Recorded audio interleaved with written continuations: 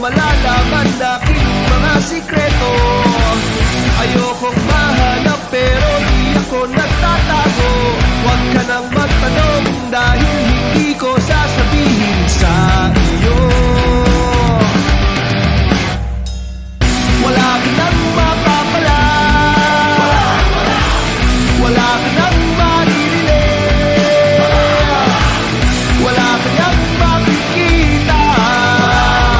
Kasi ayoko lang mahulog sa iyo.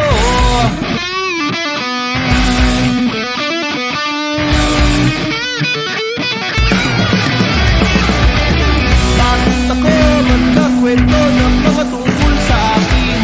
Pangalan mo nga ay hindi mo pa maamin. Baka tayo ay palagay sa alanganin.